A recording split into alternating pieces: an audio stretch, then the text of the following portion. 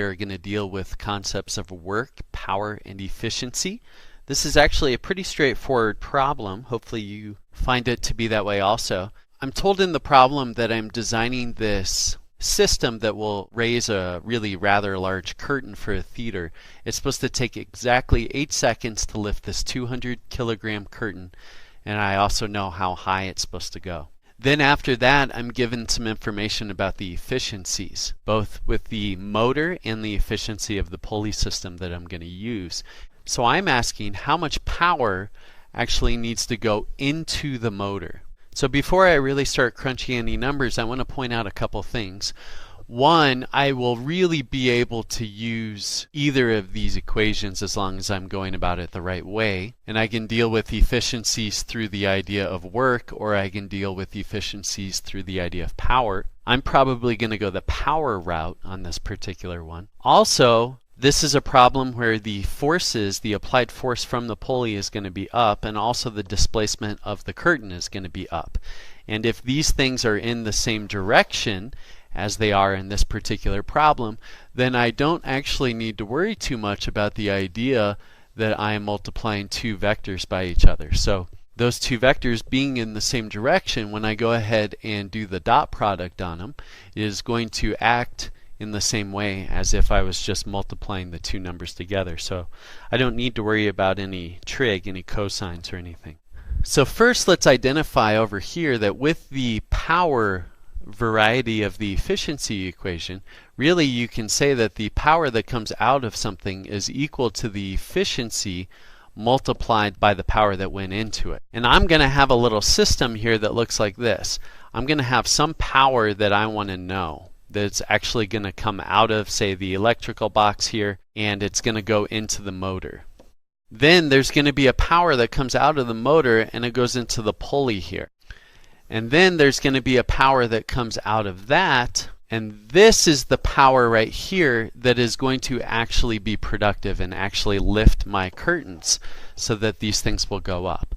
So what I'm going to do is I'm going to calculate the power I actually need to productively lift the curtains over here, and then I will come and I'll backtrack and I'll use these efficiency ideas to figure out how much power is going to have to ultimately come from the plug. So let me go ahead and clear some board space and we'll start our calculations. Alright, my pulley system is going to provide an applied force that is pointing up, and it is going to counteract the Fg, the weight of the curtains, which is equal to the mass times gravity for those curtains. I know I'm going to need that number. Let's go ahead and grab it right now.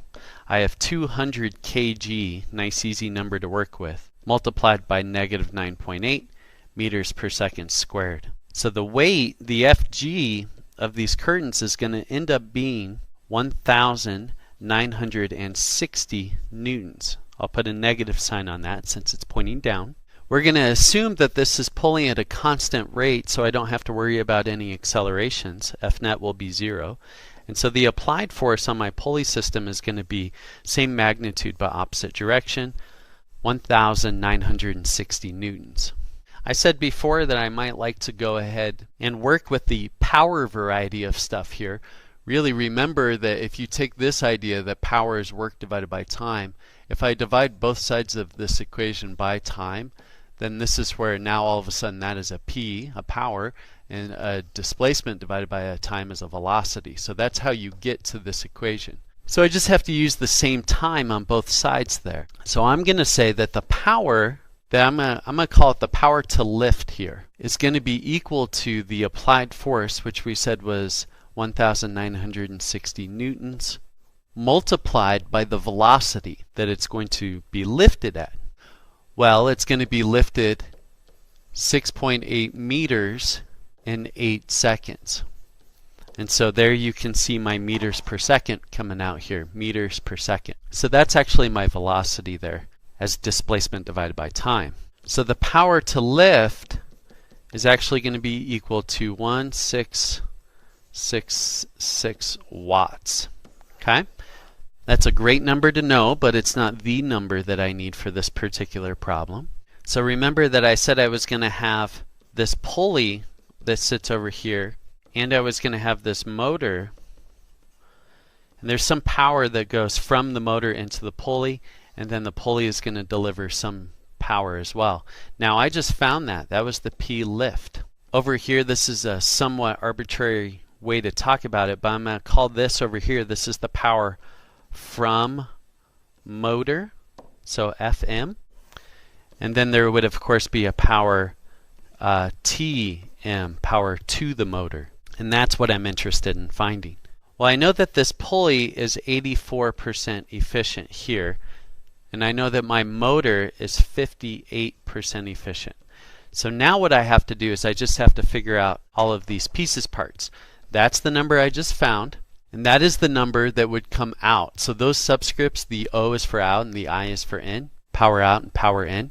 So my efficiency for that pulley system is going to be a 0.84. Don't write it as the percent. That's going to mess up your numbers. Use the ratio idea. The power that comes out of the pulley was 1666 watts. And the power that goes into the pulley is what I'm calling the power FM from the motor. So the power from the motor is going to be a bigger number. If I do that algebra, I get 1983 watts. So now I know this number. And now I go through and I just backtrack over here as well. And so I say the 0.58% efficiency of the motor is going to be equal to its power out. So from the motor, it was delivering this many watts, divided by this power T dot M dot to the motor. And again, this is going to get bigger. So I need 1983 divided by 0.58. And the power to the motor is going to be equal to I'm going to round it here, 20 watts, or 3.42 kilowatts.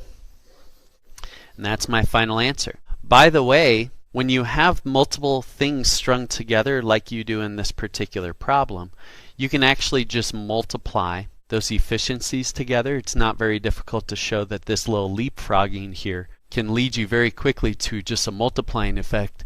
So if I take 84% and I multiply it by 58%, and I'm not going to do that with the numbers as written, I would use the ratios. So 0.84 times 0.58, that's equal to 0.4872 or 48.72% efficiency.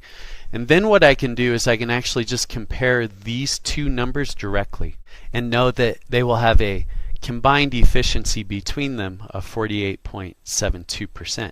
So I would have had a 0.4872 is equal to 1666 watts over the power to the motor. And if you divide this 1666 number by this fraction right here, you will find that you get the same number there as I got here.